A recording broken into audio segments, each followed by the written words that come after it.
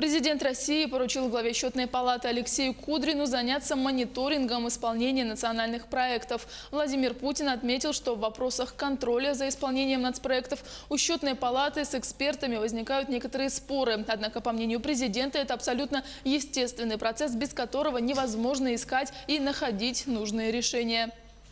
Я очень рассчитываю на то, что, как мы с вами и договаривались, Счетная палата будет даже несколько шире смотреть на проблемы, которыми вы занимаетесь, а именно в данной конкретной ситуации будет заниматься еще и контролем над исполнением национальных проектов.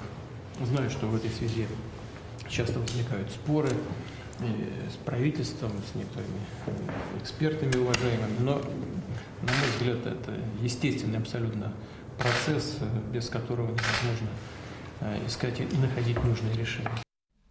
Президент России Владимир Путин выразил надежду на то, что Счетная палата будет контролировать исполнение национальных проектов. В свою очередь Алексей Кудрин сообщил, что за последние 10 лет система финансового контроля существенно обновилась. За последние 10 лет система финансового контроля существенно обновилась. Кроме Счетной палаты и существует казначейство Российской Федерации, которое работает внутри исполнительной власти. Есть внутренний финансовый контроль в каждом министерстве, ведомстве и в каждой госкорпорации.